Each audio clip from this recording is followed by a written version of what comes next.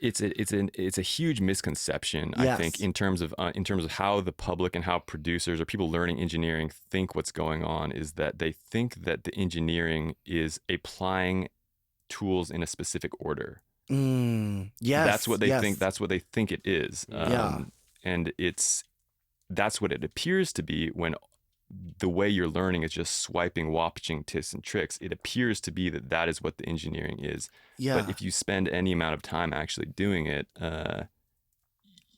it doesn't, it's like EQ before compressor, compressor before EQ. People are always asking questions like that. It's like, Yeah, it's entirely I've seen dependent that. on the material, and it's like you have to, there's a problem to be solved. And from an engineer, when I say engineering, like I'm talking about like problem solving within a defined set of constraints. Like this. Hello, everybody, and welcome back to the Face of Music podcast. We are here on our second season, and I'm super excited because we have a lot of great guests. But before we even get to that, my name is Sarey Savy. Emanuel Brown. And today, as you can see, we have a very special guest for our very first episode. This is Sendai. Howdy. Happy to be here. Yes. This dude, man. I've been looking forward to this for a long time. Yeah. Really? Hell yeah. What? That's crazy. We didn't know. Like for real, I didn't know that. Like that's crazy. I never would have guessed. Because we've gotten to chop it up a little bit in the studio sessions, but I'm always like pretty locked into the what's going on the computer during those times. So it's like I'm really happy to just be able to sit down with y'all and chop it up. Yeah. Thank you, bro. For Yes. real. Thank you so much for coming by, taking the time to do this. And I could tell you're big on conversations, but I know you're in work mode. So you have to focus on your client, which makes sense. And we intrude on his sessions, the sessions that he has with Mosea. Shout out to Mosea. And we're talking to him, and I feel bad because there's been a couple times where he just is talking with us, and then Mo's in the booth, and she's like waiting, like you can hit record she now. Be waiting like, Sarey, shut the fuck up. I know. I feel Shut bad. up. I need Sorry, to sing. girl. No, I love you. I don't think she's doing that. No. But maybe she is. Maybe she is. No. Well, she really loves having you guys there. Yeah, So for she sure. wouldn't.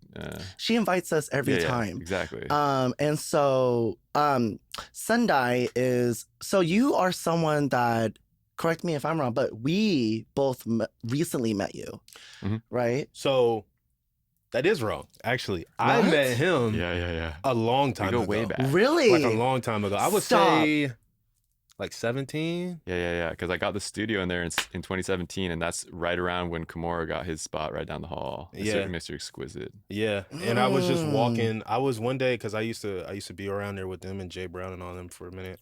And shout out to them. They gave me a lot of good fucking game like here. So Shut up. What to do, what not to do. Yeah, absolutely. And then that's a whole different conversation. But,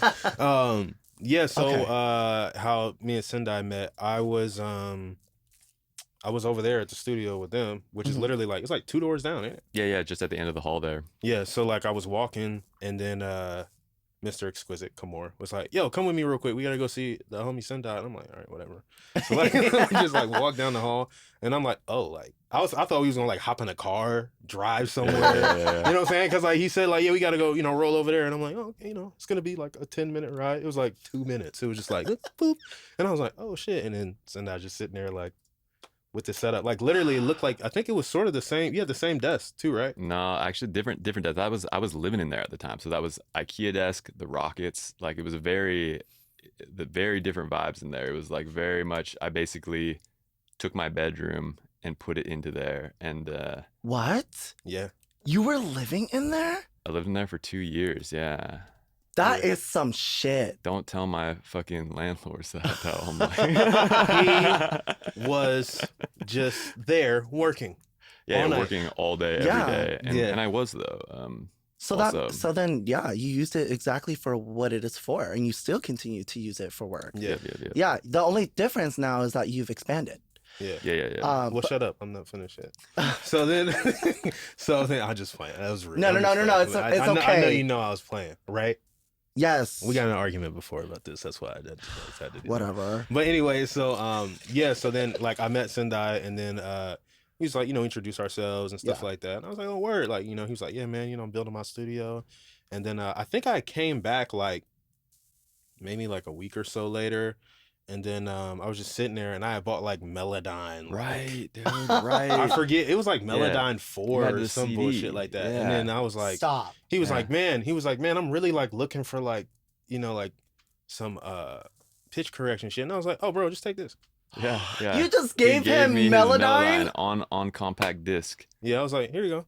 And he was like, are you fucking kidding me? I was like, yeah. Like, because in my mind, I didn't even really like, I was like, whatever. Like, Yeah, in the studio now. yeah, Like, you didn't think fuck I much need of it. for it. You know what I mean? Like, I was like, here you go. And he was like, bro, thank you so fucking much. And I'm like, it's cool, man. Like, take it. I gotta find that original disc. It's somewhere. It's got to be somewhere in That's there. Yeah, crazy. it's whatever. But then, yeah, we just followed each other on social media and stuff like that. Oh, And then, I like, love that. what the fuck happened after that? We sort of just like stayed in contact on social Yeah, yeah, media, yeah. more Okay. or less. But yeah, that's how we met. Yeah, I obviously met you through Mo. So Yep. I heard about you a couple times from Mo because whenever she talked about like getting her songs done or like going to the studio, she talked about you. But obviously I didn't meet you. I don't think until earlier this year. It was Wow, the very first that's time I crazy. met you. Yeah. Yep. After hearing about you for so long, I'm just like, who the fuck is he and why should I give a fuck? Well, Sendai was working with like a lot of people I knew. So like Okay. Kamora and Okay. him, this before I knew Mo, before I Okay. knew you. Yeah. And Cole, he was working with Cole for a good time. Yeah. Oh, Anthony Arlene. Yeah, Yeah. That's all. I yeah, always yeah, know. yeah, no, I was like, who the yeah. fuck is Cole? yeah. Anthony Arlene, Sendai. Cole. But yeah, he Okay. was working with him for a minute because he would always be like, yeah, man, I gotta go down to Sendai. And I'm like, yeah, Sendai's fire. Because I mean, like, before like where we're at right now, Yeah. Fibonacci Studio, shout out to them. Right, shout out Robert. Shout out. Before I knew of Robert, Yeah. right? Before he made, and we gonna get him on this podcast one day. He gonna stop ducking us. I know. Because he just hit us with the swim move. Right. Now You know you what I watching mean? my Instagram story like all the time and not wanting to come like He's sitting over there right now, like just laughing at us. But anyways, so before that, like people that I knew were like really, really like thought they shit. Like Yeah. it's like a engineer with Sendai. Like I always hear his name. Yeah. People like, oh yeah, I'm working with Sendai. And I'm like, must be that nigga. Yeah. You know what I'm saying? He like And must he be is. that guy. Yeah, he is. Like He he's fire. definitely is that guy. So even when I was going to terrible ass Undercast Studios, don't ever go there. Fuck those guys. Oh, I But, almost went there. Don't. I've heard. I know people that go there and have had good experiences. I mean, I do too, but I've heard too many bad ones too. Okay. I mean, don't get me wrong. Like the main guy, Randy, is fire. You know what I'm saying? Yeah, But yeah, they're yeah, just yeah. not. They're just for me. They're not my cup of tea. Gotcha. You know what I'm saying? We all Like, have that's it. those. We definitely all So, have those. Yeah. And then the owner. Never mind. I digress. But Right. anyways, that's how. So, That's I've known about Sendai for a minute. So For a when minute. Mo was bringing him up, I was like, oh yeah. Yeah. And then like they swear I know everyone, which I don't. He really But does though, I don't. Sendai. Yeah. He does. Don't He- do that. Anyway. Anyways, yeah. So Sendai is an amazing mixing and mastering engineer, but on top of that, you also are one half, if I'm correct, of Yep, Sendai Era Yep. as well, right? That show was fire. Yes, Right, you yeah, had a thank you. recent show. That show What was was that fire. for? That was for our last album release. So that we did that. The album came out, I think, in January. We did the show in like April or something. Hadn't done like a big show like that since before the pandemic. So Yeah. it was a That fun bitch one. was packed. Yeah. Y'all, Yeah, y'all almost sold that bitch out, didn't you? There was a lot I of don't think motherfuckers in so. there, bro. He's like, I don't think so. He being modest. You so, There was a lot of fucking Yeah. people there, bro. Like a lot. from what I heard, it sounded like it was a lot. I couldn't make it that day. I forgot why, but I couldn't go. Yeah, no But problem. I'm so sad I missed it because I wanted to be there because I'm interested in getting to know you more. Yeah, but hell yeah. I'm not the only one who is going to be getting to know you more today. It's going to be all of us in this room and the people who are watching. So so on top of the, doing all of those things, you also give out a lot of tips and tricks on your Instagram. You do a lot of They're Instagram. Yeah. So you are, so like for me, it was just very natural for you to come on here because I feel like you doing that and providing that value for artists and other aspiring engineers, I think aligns with what this mission of the podcast is. Yeah. We want to be able to stop gatekeeping information and make sure that artists who are starting out or aspiring or even fans get to know a little bit more about the music business and how things work. Totally. And so you have, like, obviously the studio. But before we even talk about what we wanted to talk about today, can you please tell everybody how you got into engineering? Yeah. I've always just been sensitive to sound, for whatever reason. So I grew up playing instruments, grew up playing violin, played drums. Oh, There was a wow. lot of music in the house. My dad plays traditional American, like old time music, fiddle, banjo, that sort of stuff, square dance type music, like proto bluegrass. So grew up very musical, always had music on in the house. I started enjoying music in headphones at a decently young age, middle school, high school, and I liked the textures, I just liked the textures, didn't think much of it, and I began seeking out the music that was pleasing emotionally and texturally, and also began producing beats. And then while I'm producing beats and producing music, it became like that, like, how can I make this as pleasurable as possible to experience? And that was before I even like really understood like what mixing was as a practice.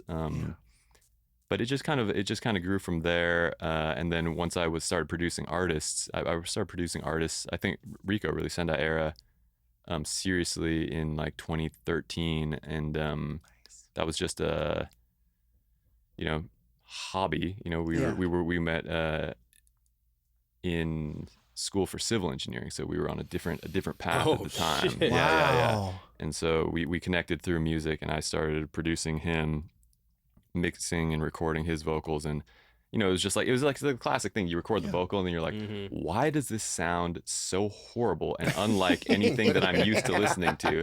And you start fucking dragging that EQ around, trying to make it sound better, and then you print it and it's like, actually this sounds even worse now. And then here I am a decade plus later. That's basically it though. Damn. Wow. You summed it up pretty well, because usually when we talk about our bios, like, we go very in depth, but for you, well, I mean, we'll get there, but like, so then I guess it just became a natural progression for you, it sounds like, right? Like it. Yeah. I'm entirely self-taught. I have no formal education in mixing. I don't really like the YouTube videos. It's just the artists tell me how they want it to sound, and then I make it sound like that through just brute force trying different things. And it's not the most efficient way to learn, but combined with my just kind of compulsive obsessions around working on some very fucking specific things, it worked out for me. But like, okay, so you don't have necessarily a formal background into doing music engineering. No. However, if that's not the case, where did you get your knowledge from then? Well, a lot of people discount just reading the manuals, and I also have I should say, I'm dead ass though. Sure. I have another engineer just texted me the other day, like, what does this knob do on this compressor in this studio? And I don't know, so I just type in the name of the manual or the name of the compressor onto Google, find the manual, and it's like, oh, that's what it does. People, it's like, you just gotta read. And I also should say though, I have the benefit of a technical education in traditional engineering and also physics. I did I wouldn't say high level physics research, but higher than the average person in physics. And so I kind of have a understanding of signal processing that I think that is above average than even the typical audio engineer. Right. So that's really been beneficial to my understanding of the engineering side of things. So you're basically, just to break that down a little bit more, you're basically saying you know more than like the square wave, the sine wave, the type deals in. Barely though. I mean, I don't know. Like, that's the thing. I've never really studied it though, but I just having the technical background, it lends itself to understanding, all the things that go along with signal processing and engineering of audio. I love how he's been saying like the textures. The way it's all about the I textures. love it. I love it. is. Because I'm going to start saying that shit now. I'm going to be like, yeah, I love the way It sounds the song bougie. It does. I love it. It sounds very... You know what I'm talking about, though, right? Yeah, absolutely. But Okay, good. Sendai, I love. Shout out to Lemon Perfect, by the way. Always making sure that we drink good, we're healthy, hydrated, full of flavor, not sugar. I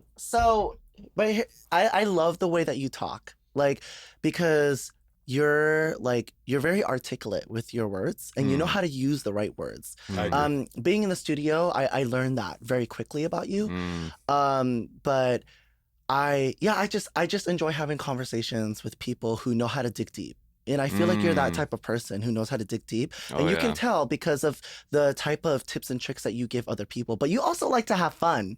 You like to I saw a couple of videos where you're just like trying to teach people how to like sound like other artists or something like that. I mean, fire. Not gonna lie, those are some of those are veering more to the side of shit posting than actually being educational or helpful. But there's not a lot. I don't know if there's a lot of helpfulness in those, but they perform well algorithmically. So because it's fun, Sendai. Yeah. Like engineering is it's complex work. Music in general is very complex and has a lot of different layers. And like your work and doing a lot of the technical shit, that's difficult to really grasp on for a lot of people. And so I respect and admire producers and engineers so much because there's they say all the time that the music industry is constantly changing. Yes. And there's always new plugins and there's always new techniques and there's always all of those things. And so keeping up with that, I imagine, could be pretty daunting or intimidating because it's like you're always learning. Oh yeah, love it though. I mean, that's kind of why I'm doing it. Like if I ever, if there's nothing more to learn, then I'm just like, fuck it, I'm out. But luckily for me, like we're in this situation where I don't think the learning is ever going to stop. And, you can keep striving for mastery forever, and in really anything you do, but in audio specifically, because it is so slippery, it's both emotional, but it is technical. And that's kind of the marriage of where we're at in like the producer engineer seat. And so it's never ending. The learning is never ending. You gotta love it. That's what makes music so great, is that you're constantly learning. So what we really wanted to talk about in this episode is studio etiquette. So you have all... It's in your posture change. It's just like... I want to preface this by saying I feel like I'm not actually the most qualified person to talk about that because my personality traits are such that I'm a bit of a people pleaser, and especially in the service position, I will let a lot of stuff slide. So I'll say it straight up, like I enable pretty poor habits around studio etiquette with my clients because of my own personal traits. Watch this. But that's why you're the perfect person for this, because then you can inform people what you don't like, and what they shouldn't do. It just depends on your relationship with the engineer too, because the sessions that I do with some people, the way that they go about those sessions is very different than the way other people go about their sessions. And some people come in and they're like, "Oh, I would wasting time in the studio. That could never be me. Like I come in and we got to get ready, get down to work, and make the most of the time," which is that's good at studio etiquette. That's good best practices. Other people, you need to settle into things. You need you need to be able to sit down, relax into the session, depending on what you're trying to get done. You need to be able to have a conversation and just get comfortable before, vibe a little bit. And that's also an important part of the artist's experience. And those two people have two different ideas about what they want out of a session. And so how I approach one person is going to be different than another person. Yeah. And to your point, I remember I went home to Virginia, and I'm the type of dude, like, you get in the session, it's like... Yeah. That's how I'm oriented, too. Let's go. That's how I'm very much oriented in that direction. And, I like to work. And then I remember I went home and went to a studio session with my cousin, and he's in, like, this very nice studio. I mean, like, when I say very nice, I mean, like, it might be the nicest studio. Yeah. And I mean, just for context, because he works with a lot of, I don't want to say who it is. I'll say it off camera. But he works with like a humongous producer. Oh wow. But he was in Timberland's old studio Oh in crazy. Virginia. So it's like beautiful, Yeah, bro. yeah, Like I yeah. mean, if you've seen that board, it's your dream. Like, and it's just like, and they charge like $125 an hour. Sure. Of course, right? Fucking Yeah. nuts. You get a big facility. That's Absolutely. That's pretty normal. But I think. we go in there and for like 4 hours, he's just chilling and smoking and drinking. And in my mind, I'm going fucking nuts because I'm like, You're right. bro, what? Like this is what you're doing right now? And he's just chilling. And then after the 4 hours, he's like, all right, let's get to work. So like to prove your point, like that is how some people do it. Like I can't do that. Yeah. But Right. like that's how he wanted to do it before he got started. I just had one the other day actually, and it's exactly the same thing where the artist came in, and I know we're on a budget constraint. I know we need to get a certain amount of songs done for a deadline. You know, there's a release date, and so she comes in, and I'm like, "What are we getting into first?" I'm loading up the songs right now, and she had just had a crazy day. You know, she just needed, A she just minute. needed 15 minutes to fucking ease into it, Yeah. and that, you know, so and then that and she, and I'm really grateful she had the she was able to communicate that to me, you know, and because I'm like not always the best at reading people, so I'm really grateful that when people can communicate that, and I can be like, okay, Yeah. you know, take it down a gear. I'm gonna sit on the couch for just a second, you know, and get away from the computer for just a second Yeah. if I can resist, and see if we can just, you know, ease into this, and it pays off for the rest of the session, because the rest of the session is going to be much more comfortable. The performances are going to be better. They're going to come faster. You know, 4 hours of not recording anything, that's a different thing, but yeah, absolutely. That's a very corporate way of thinking about studio etiquette though. Like not what you just said, but more so like getting into the studio and just going straight in. yeah. And I mean, I only say that because I'm so used to that with like working with labels and stuff like that. Yeah. Like, you know, you are fucking with someone's money. Yeah, So exactly. of course you need to go in. But I think when you're an independent artist and you're kind of spending that, here's the thing, is like I feel like the engineers and producers I work with, they're not just crazy talented people. They're also almost like my therapists. Right. Like yeah. they have to sit there and like, you know, we're writing a song and I'm telling them what it's about, and they're like walking me, like they're like walking me through it and giving me direction. And I think like that is one form of studio etiquette. It sounds like you like to like help people decompress before they come in. If that's what they need. If that's what they need. Okay. If they want to get right into it, like I'm already there, like the song's up and loaded, you know, we're recording within, you know, but that's why I think I don't have a definitive answer on a lot of studio etiquette stuff, because I really meet the client where they want to be met, and whether that's enabling good habits or bad habits, it's a toss up. Okay. I mean, that's a great perspective that I is. didn't even like think about until you said it. So I mean, with that said, I think I still think you have a lot to offer. Oh yeah, for this yeah, conversation. yeah, But, for sure. But I don't think I'm gonna go as far as to say do this always, don't do this always. Because every situation is different. The interpersonal dynamic is always different. Yeah. But studio etiquette doesn't necessarily have to mean going into the studio and like being there and like what you shouldn't do or what you should do like in the space. But maybe studio etiquette could be more so preparation. Preparation, Yeah. And and again, it's going to just really vary. Like I've had people come in and they book a 4-hour block and they have nothing prepared and they just want to start drinking and writing, and at the end they might have enough to record something. I don't prefer that, but I'm not going to tell anybody they can't do that if that's how they want to spend their studio time. Absolutely. Not my preferred way of working, but I think in the ideal, here's I'll give you some best practices. Yes. We'll just get it. I was gonna say do that or that's great. What you like.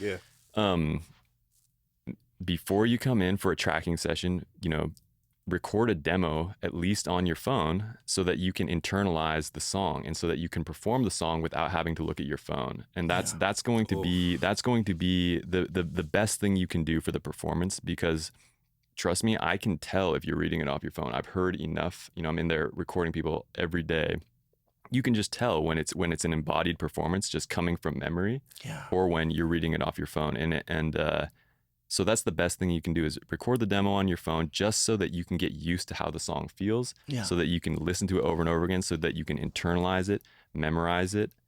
And then when you get into the studio, it will just come out of you very naturally. And then if you have to spend extra time in the booth, you're not spending time like redoing lines or trying to work out phrasing. You're trying to instead maximize the emotional impact of the performance in the booth. And that's the goal when it's already internalized. You don't have to be worrying about like stumbling over your lines or punching in little things because so it really changes where you focus your attention on the tracking process. Yeah. So is that so because I've also seen artists hold their phone up while they're recording, and it's my biggest fucking pet peeve ever. I fucking do it. I'm not gonna lie to you. Yeah, there's nothing wrong. it's It's basically standard practice to come in with and read off the phone. Like almost, I would say like 90% of people are doing that. So it's a common thing. Yeah. Okay, I thought it was not common because, well, my personal experience is like you better know your shit. Sure. So, I think I used to be like that. Like I really did. Like I think it's still important to like know it. You know what I mean? But I think what you said is also very true, Sendai, is like knowing, like rehearsing it. Yeah, rehearsing like, is so important. For me, like sometimes it's not, this may sound crazy, right? But I feel like we are all artists here, so we understand this. So this might sound crazy to the viewer. Like sometimes when I write it, it doesn't stick as much when like I go perform it. You know what I mean? But like after I perform it, it sticks. Exactly. Yeah. You know what I mean? So that's why recording the demo very, very crucial. Yeah. Like when I write, right? I write like I'm a weirdo. So I'll write a line. Yeah. And then I won't just like continue writing after that line. I'll start the beat over again, read from the top, and go all the way back down to the section I stopped at, and I'll just keep doing that until like I add it on. Cool. Yeah. So like I think I then learn how I want to perform it. You internalize it while you're writing it, basically. Yeah. I learn how to perform it before I even go into the studio. So I feel like that's why, like, when I read off my phone, I personally think it's already sound like it's already I'm internalized. reading it. You know what I mean? Instead of someone like, as you're saying, who just like, fuck it. Yeah. I mean, that's what I do too. Like when we go to Sage, for example, and like we did the Don't Stop remix, like I have the harmonies already in my voice memo. So they're there as references. And if I forget, I just listen to them right before he hits record. Sam, who is a engineer that you work with very frequently. Yeah. Is like your go-to. Yeah. But I guess like I've always been interested with like if there's like commonalities in like how clients come into the studio. Like, do you find like a lot of your clientele when they come in, like they just had a really rough day and like that's like the one time they get to like release, and so you're kind of sitting there and your way of helping them ease in is to just listen to what's going on before you get started with the session? Or do a lot of your clients come in and they're like, I just want to start? It just depends. I have some people who like explicitly prefer not to even talk before they're in the booth because they're so zoned in. Like they don't want to be filling their head with like and then once they're out, they're a normal person again. But like there are people like that who are so they're coming in so locked in that they're not trying to fucking they're not trying to talk before the set. They're trying to get into the booth as soon as possible and start recording so that they can like just maintain their zone. And then I have other people that are it's a completely different. They're coming in, bring some beers, sitting down, easing into it. And there's there's no right or wrong way to do it. It's just whatever's going to get the best performance. That's basically whatever you have to do to get the best performance. That's what I would encourage. Now I want to ask this because like we've been to your studio before. Yeah. Beautiful space, by the way. Love the booth. It's amazing. I know. I love it. It makes me feel like I'm the real deal when I stand in it. You know what I'm saying? Like, you know what I mean? Yeah. Like, and I'm curious because you provide snacks, you provide water. Yeah. You know, do you hate it when like people come in there and just be like touching your shit with like they nasty ass hands and shit? You know what I mean? Like, how do you feel about that? The artist generally is staying off the desk, so I don't really like people do whatever they want, you know, and I don't have snacks that like I'm not getting Cheetos, Doritos, anything, any powdered snacks. Nah, He it's came all prepared. He knew. it's all very dry types of snacks. And those snacks be fire. So it sounds like it's intentional though. Yeah. It sounds like it's intentional. Yeah, like I'm not gonna be getting whatever kind of snacks have powders and shit on them, you know, or like oily things or greasy things. Like none of that. Yeah, because it'd be you're exactly right though, the doorknobs and everything. You know, people view, you know, every day it's like there's a new face print on the window of the booth because people are like, oh my god, talking through the booth, and it's just the way. Yeah, it's like so. Yeah, keep the snacks nice and dry. Son, I'm actually a little surprised to hear that. I'm surprised, but I'm not, because you do strike me as a laid back individual. Mm-hmm. But like when it comes to like your space, I guess I was like thinking, oh, it's a space, like there has to be certain things that are just off limits, yeah, or certain parameters. Yeah, or like pet peeves, like don't touch the windows like that, or like don't touch the equipment, or da da da, you know. So I mean, yeah, I guess like you kind of give the artist kind of free reign over your space, even though you're kind of facilitating the session. It's and this is a personal thing for me, is like I have I'm very conflict averse as just a person. So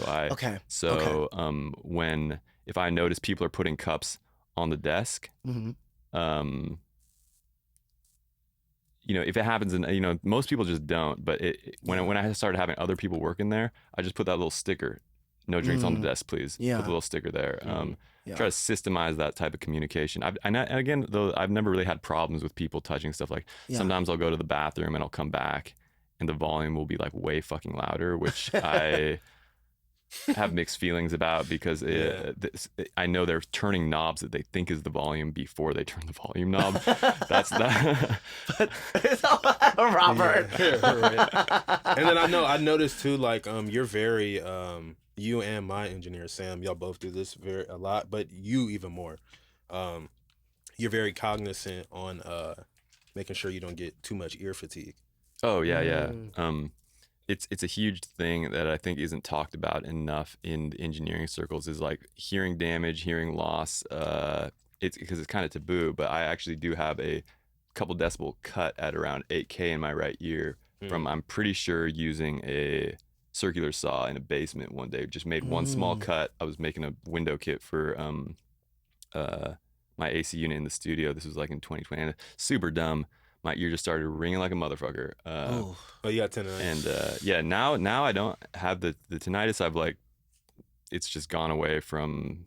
That's beautiful. Because you know, I think smoking weed, drinking alcohol brings the tinnitus up. So just easing back on that sort of stuff. I should stop smoking weed because I have tinnitus like a motherfucker. Yeah, but and also just keeping the volumes really low all the time helps a lot. Also, because you know, when you're in the studio all day, if you mix at high volumes, the decisions you're making at the end of the day are going to be objectively worse than the decisions you're making at the beginning of the day. And also, the acoustics of the room, generally, like my room is not very well treated. It's treated enough at the mixing position that I can make accurate decisions, but the louder you turn that up, the bigger the reflections come, and the bigger the distortion that the room adds to the sound becomes.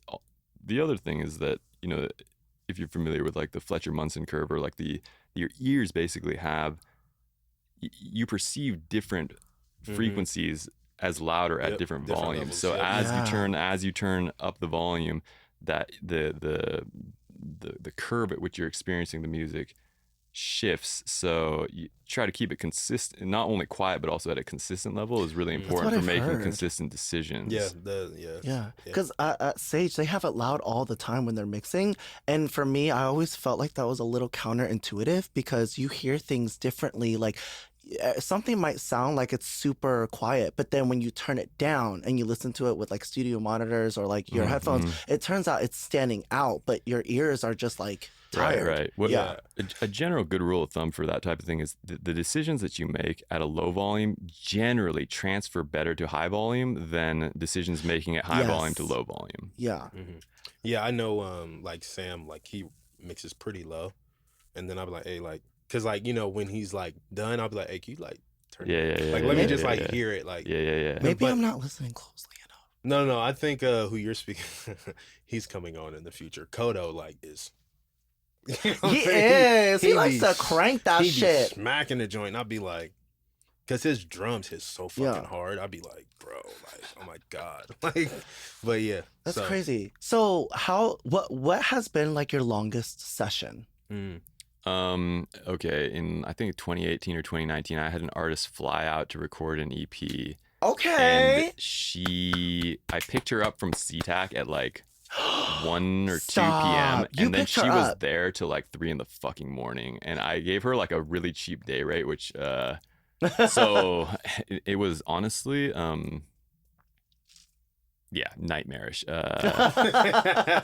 You picked her up, Sendai. Yeah, Like, I mean, you- she found me on Instagram. She's like, I'm a fly, because back then I was doing like, it was like $30 an hour or something, because I was living in the studio. I'm living in the studio, so it's like I'm not really Yeah. paying myself. I'm just trying to get the work, trying to get the experience. So it was cheap enough that she could book the ticket, pay for an all day session, and that was I think she had burnt some bridges, with her engineers locally. So so she had to where was flight. she out of?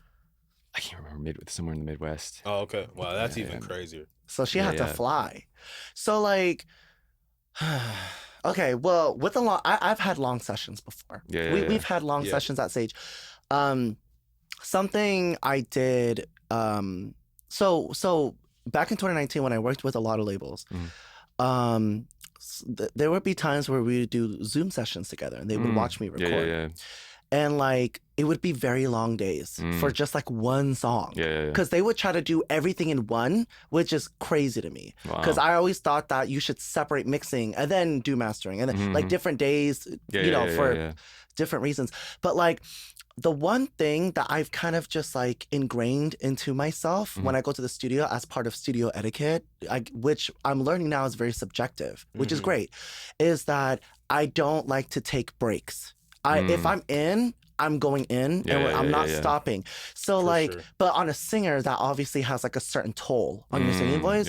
But like, I guess for you, like, since you're kind of free flowing, like, have you ever worked with an artist that's kind of like that they don't want to take breaks, they don't want to stop, they want to keep going, but you feel like the performance or you feel like the session, like the energy is kind of like declining or so like when you're in a situation like that and an artist is kind of refusing the break or whatever, like how do you handle that? Great fucking question. I'll ask them if they want to take a break, and if they say no, that's on them. They can continue to torture themselves in there, and I'm not gonna fight anybody. Like I said, I'm very conflict averse, and that's how and there's a mixed it's a mixed bag being like that, because you attract a certain type of person who's really into control, and which is generally fine. But yeah, if they don't want to take a break, and if the performance is suffering, I'll make the suggestion. But if they don't want to come out of the booth, I'm not going to fight anybody. But because it's their time, I already have their money. Right. I already have their money. They're going to use that time how they want. They're producing themselves at that point. And but like I also feel like you want to make sure that you stand behind the work that you're doing. Right? Yeah. So like, is there going to be a time when you're just like, listen, I know you don't want to take a break, but it's I don't know. I guess I look at it as like a reputation thing. Like you want to make sure that everything that you do is quality. Well, right. Here's the thing. If I do want that, but simultaneously, I think this is the I'm suffering the costs of really bootstrapping the business, because in the beginning, it's like I will do anything to book the session and to retain the client. I don't care if the song comes out. Because it's like, it's like, so that mentality, is what I basically came up on. Is I will do anything to make sure the client is happy with the results and comes back. It's not even about the results; it's happy with the experience. And if they want to be in there, doing take after take after, if that's what gives them the sense of control and makes them feel good about paying money for the session, then I'm going to allow that, and I don't think that's great for the music. Okay. Necessarily. Yeah. So I totally agree that I think if I had 100% control and I was taking more of the producer seat, which generally in the sessions I'm Yeah. very much engineering the session. Right. Right. I'm producing it on a very kind of high meta level, but if I had 100% control, yeah, I would say, no, we're not going to youtube.mp3.com. You're going to go buy the stems. You're going to, you're going to hire Right. actual musicians to replace these stems that were done. You're going to book one session for tracking. You're going to get a demo done. You're going to book another session for recording final vocals. Yeah. You're going to pay me a flat rate to mix the whole thing down. Yeah. We're going to outsource the mastering.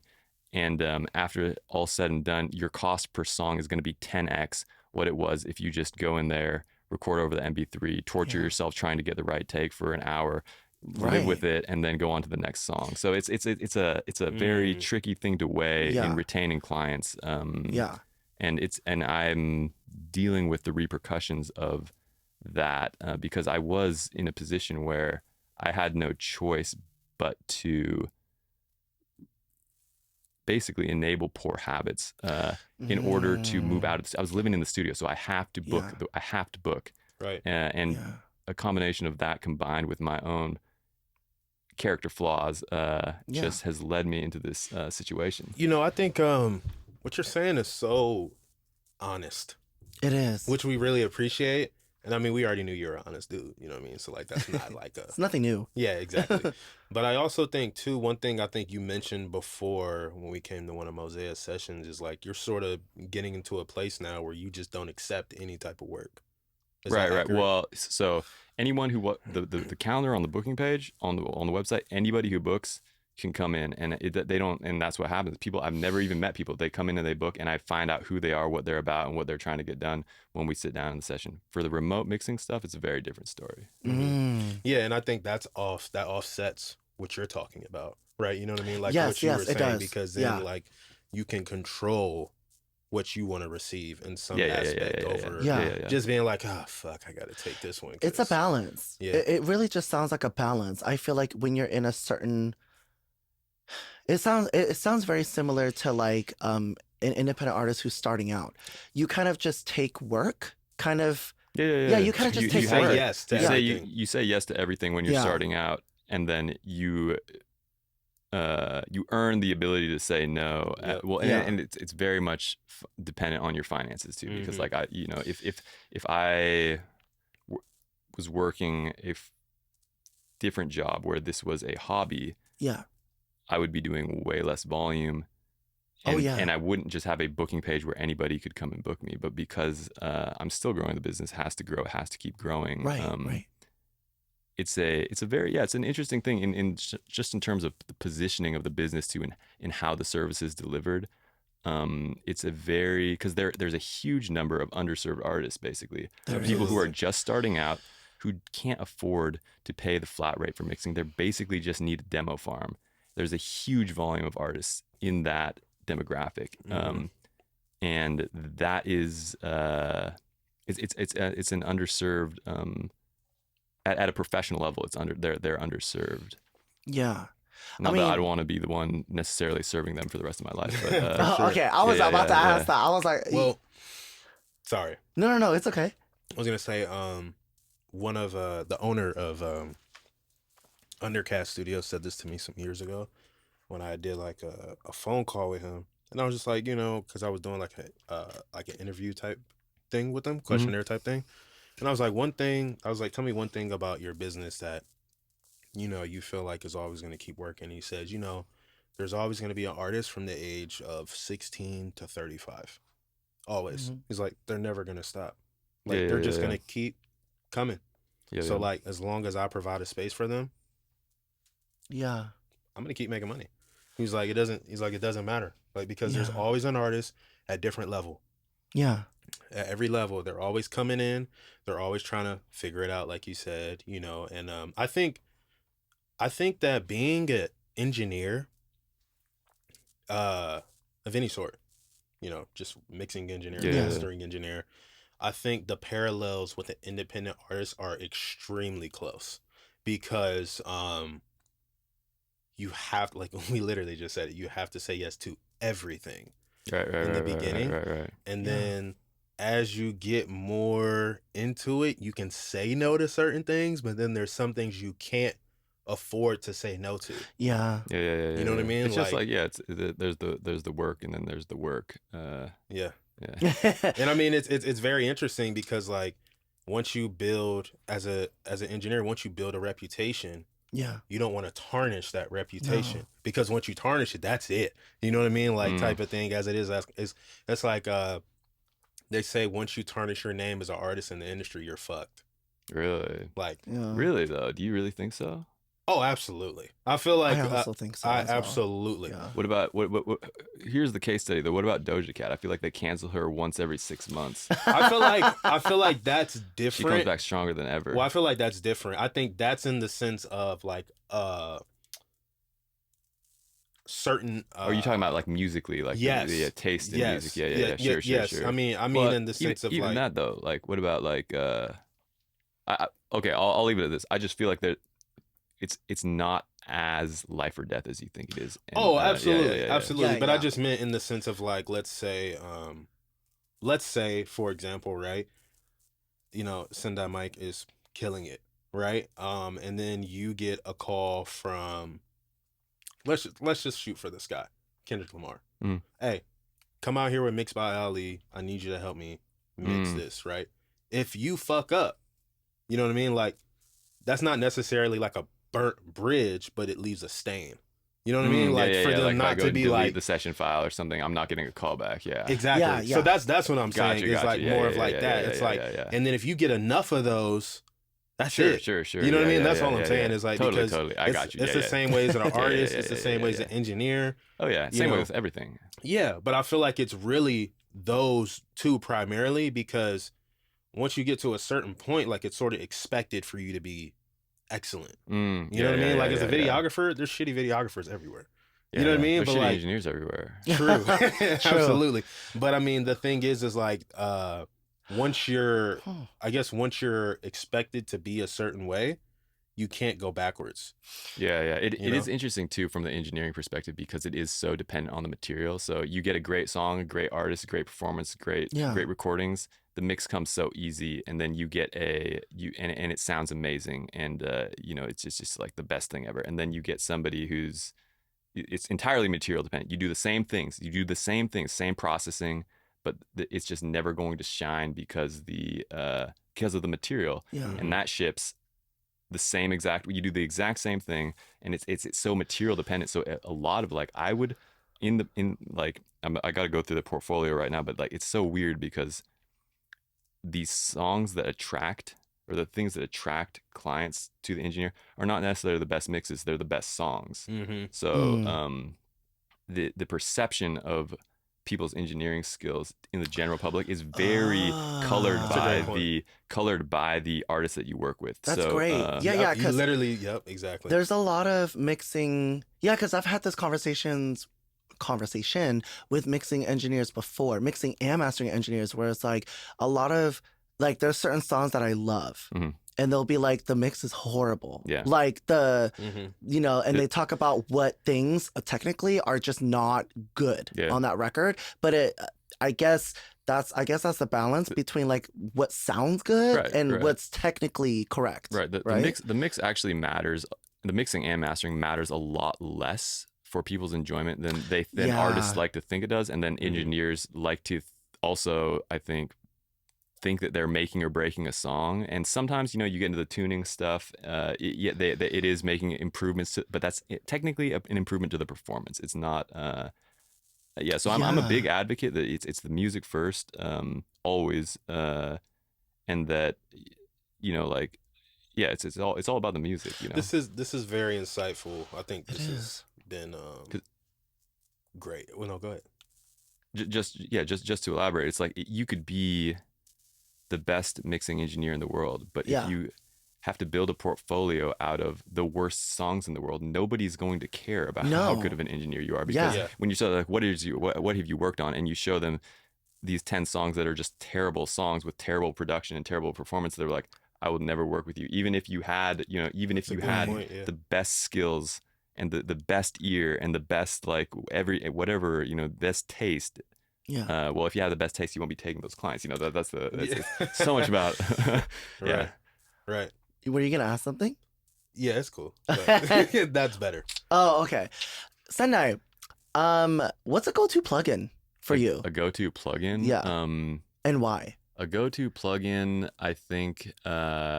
I'm gonna say this with. I'm gonna preface this by saying that like everybody's always interested in the vocal chain, but it's similar to asking a painter like, what brand of brushes do you use? It's like, oh my god, because like, wow, right? Like if you see somebody paint an amazing painting and you're like, holy shit, bro! Like you got to tell me what brand of brushes and paints you did to be able to achieve that.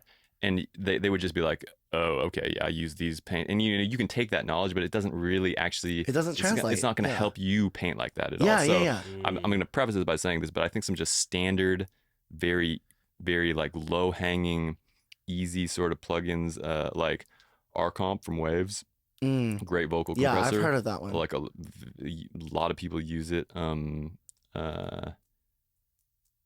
I don't even want to start listing I don't want it. The Valhalla reverb plugins. Everybody loves those. I've heard that a lot too. Yeah. So I was like, these aren't. But it's like saying like, yeah, go buy some Krylon spray paint for your thing. It's like, I mean, literally, what you're saying right now is it's not about what you have; it's about how you use it. I've always been a believer in that. Yeah. Because I've always been curious because I think that obviously, like Waves and all these companies that make these plugins, I mean, their job is to basically like be like, you can't live like your mixes will sound so much better. Right. But it's like what you're saying is you can buy that plugin, but if you don't know how to use it, right, and you don't know what the fuck to do with it, you're still gonna not achieve the sound that you want. It's a huge misconception, I think, in terms of how the public and how producers or people learning engineering think what's going on, is that they think that the engineering is applying tools in a specific order. Yes, that's what they think. That's what they think it is. And that's what it appears to be when the way you're learning is just swiping, watching tips and tricks. It appears to be that is what the engineering is. Yeah. But if you spend any amount of time actually doing it, it doesn't, it's like EQ before compressor before EQ. People are always asking questions like that. It's like, it's entirely dependent on the material, and it's like you have to, there's a problem to be solved. And from an engineer, when I say engineering, like I'm talking about like problem solving within a defined set of constraints. And that is the skill set you have to learn, not what plugins to reach for when. I mean, it is that too, but it's not like a you could go buy all the plugins in the world, and you could watch all the tutorials in the world, and you would still be the same level of mixer that you were before, and your mixes are still going to sound like shit. It's the same thing with being an artist, like people think like, oh, if I get this nice ass camera or I go to this nice ass studio, I can make a better song. But it's all about the material. It's all about the material. Yeah. And you have to, sometimes you have to go back to basics, like sometimes like, I think that a lot of people, like a lot of people will realize that a lot of the things that they needed, they already had. They just didn't know how to use it. Right. Instead of going to buy plugins, you might as well, like what you said at the beginning, like sometimes you just read through the fucking manual of your DAW. You'll realize you already have that. Like that multi-band compressor or whatever the fuck you needed. That's crazy because like I felt dumb as fuck when you said that. When you were like, just read the manual, and I'm like, I felt dumb too. Dumbass, bro. I did that, and I still don't understand. But you know what? I've never I think. Damn, when I think back on like, me having like an inbox mini or the focus rate and shit, bro. Stop. Right. It's like, and I'd be like, damn, how do I work this shit? I don't think I ever picked up the fucking manual. Pick up the fucking manual, people. Pick up the manual, Emanuel. It's important. Yeah. It's important. Yeah, exactly. Can you like tell us like a record that you recently engineered that you're like, this song, like it's one of your favorites? Ooh. Is that comfortable for him to do? Do you sure you? Yeah, I mean all of Mo's stuff. Really love it. Amazing. Yeah, it's again, it's all about the material there. I'm fully convinced that an engineer with very little experience could take her material and it would translate because the production and the vocal arrangements are so meticulous, and that's Yeah. all credit to her. She's fucking nuts. Yeah. Yeah. Like you and her and Keontae, y'all are fucking nuts. when it Almost comes a to little recording. too articulate. Yeah. Or not articulate's the wrong word. What's the other word where you're Fastidious or fucking precise. precise. precise? Yeah. I can't. I can't. I love working with her. Yeah. That just 'cause EP was great. Yeah, the stems Beautiful. are always very clean, and her producer too. Shout out Mark. He's a great Shout out Mark. producer. The balance on those tracks are just they're already just.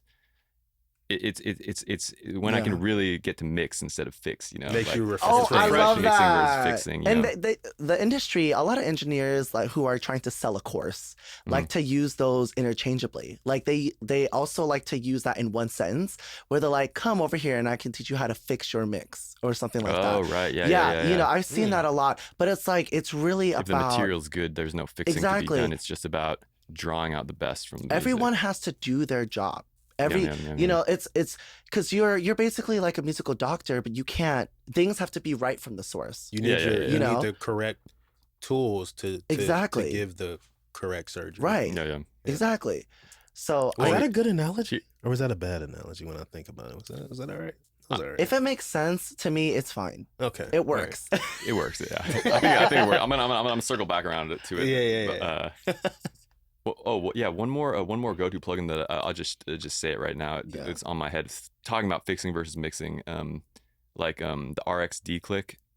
Great for fixing mouth clicks. It just speeds it up, you know, because Oh. you get a lot of like going on, and you get. I'm infamous for that. I'm infamous for that. He is. He really recording. is. Yeah. That's one of those things where it's more of an editing plugin, but it's going to just improve the way the performance hits the ears. You know, because you don't really, you know, no one's at home listening. Generally, some people like me are, but most people aren't like at home thinking about the mouth clicks in a vocal recording Or the when they're breaths, listening. right? Yeah, right. But I do too. it does, if you cleaning them up does. That's what I tell myself. It does help.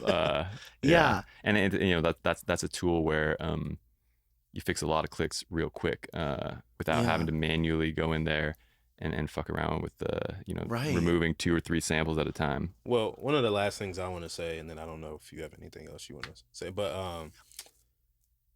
does it like annoy, like is one of your pet peeves like with artists, like when they're recording, bringing out the mouth clicks and stuff, do you feel like them rushing through that part of it, like making sure that's like out of it, is that like a pet peeve of yours? Because I know it is for me, like, because like sometimes I'll be in such a rush to put out a song, like then when I put it out there and I hear it, I'm like, I have a song out right now, like I can hear me like clicking the keyboard, Oh yeah. like after I'm yeah. done like hitting my verse, Damn. like, and it's one of like, and people love this song right now, and I hear it every time, and I'm like, fuck me, like I just, why didn't I wait? You know what I mean? That sucks.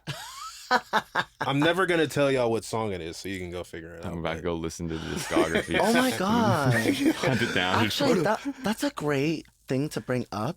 I actually wanted to, because I've heard this before just a couple times, not all the time, it doesn't happen. But like, Senda, do you ever work on a record and then it's out and released and like and then you kind of listen back and you're like, oh wait, I fucked up on this part. Oh yeah, all or the something. time. Because you never get, you know, especially with the nature of working hourly or working on deadlines, working with schedules. It's like you could technically mix one single song for the rest of your life.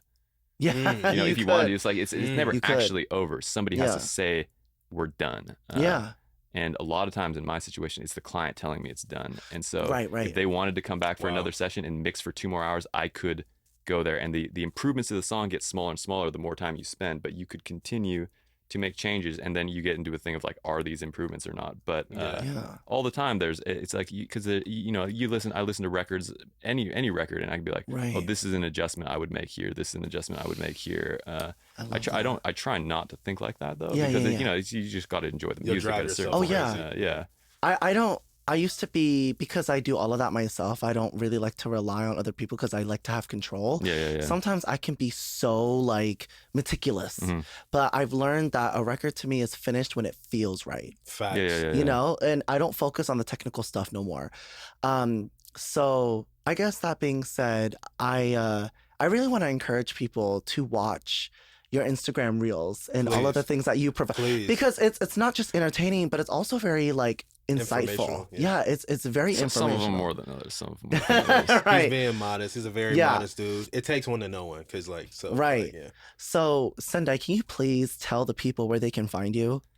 Oh, you can find me sendaimike.mixing on Instagram, Sendai Mike on TikTok, sendaistudios.com, sendaimike.com. Yeah. Just all the regular places, you know. I'll be around. Thank Yeah. you.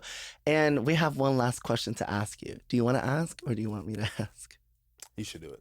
You want me to do it? You should do it. So something that we're doing this season is we're asking our guests, what does it mean to you to face the music? Oh man, I wish. Okay, hold on. I'm gonna have to just Take your time. Yeah. I think that's a great question, and I think it's something that we should all consider deeply. It's not, yeah. I think it's like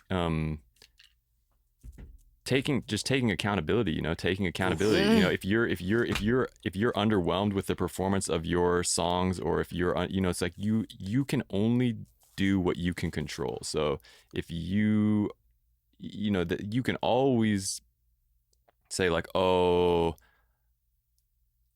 you know, no one's listening to my music because of this, that, and the third. You can say that all you want. You can hold those beliefs. It's completely fine to build whatever narratives you want to build. But at the end of the day, you only have control over what you can do. So, you know, if you need to go get singing lessons, you should probably go get singing lessons. That's the thing that I encourage a lot of people to do. It's like go get a professional to coach you on how to perform your vocals. Like you know, and like stuff like that. You know, just being accountable for the music that you're putting out into the world, and holding yourself accountable to doing the work. You know, you can't just you can only do what you can control, but you can control a lot more than you think you can. Yeah. Beautiful. Autotune and Melodyne can only save you so much, you know? And you know what? My bread and butter, dude. I'm making a living on that. For sure. I mean, but you know what? I got to give you your flowers, you, Mosea, and Keontae, because like you know, they like to say I'm a singer. You're a singer. He is. But I feel like they're like really singers. You know what I'm saying? Like, because they've been doing it way longer than me, but they have encouraged me and challenged me to be better in the way I perform when I sing.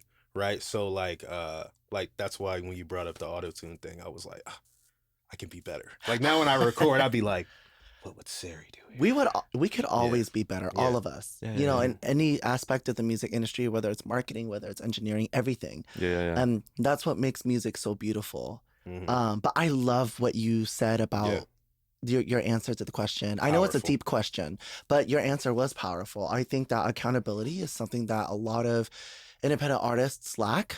And, you know, a lot of, you know, we have not just independent artists, but we have a lot of people in the industry, both who are established and then people who are working their way to be established, that kind of let their own ego kind of get in the way of becoming better. And so I think accountability is important, and it isn't to say like you suck at singing sometimes, you know what I mean? Right, like, no, there's just always, you can always get better, and you can at everything, at all of it, all the processes involved, and even the mindsets and the mindset, the generalized approach to why you're doing something can be investigated and improved upon.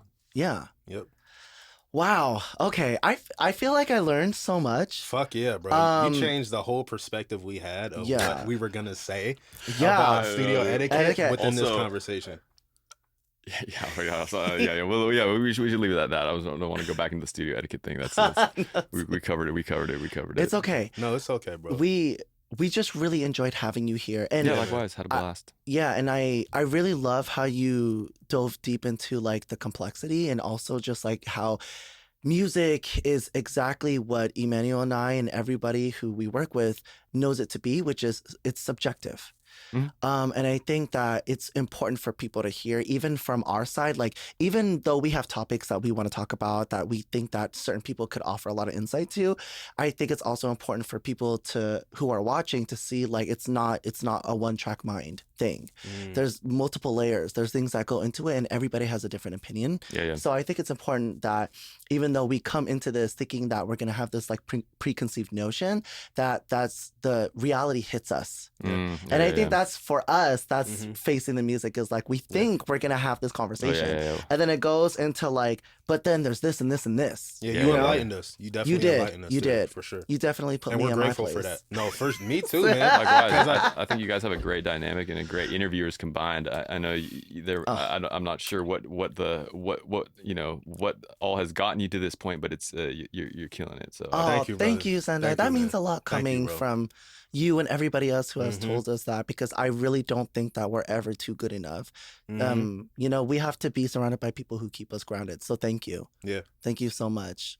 And that being said, we drop episodes every other Tuesday at 7 p.m. Pacific Standard Time. If you haven't already, make sure you subscribe to the YouTube channel, share this with anybody that you think would find this useful. And also, another thing is, if you have any questions or any comments, feedbacks, anything like that, make sure you leave a comment below, and we will get to your questions, and we will also try to figure out an answer for you for any of those things that you may ask, and also listen to your feedback, because we want to be better too. So thank you so much for tuning in. We love you. Like this.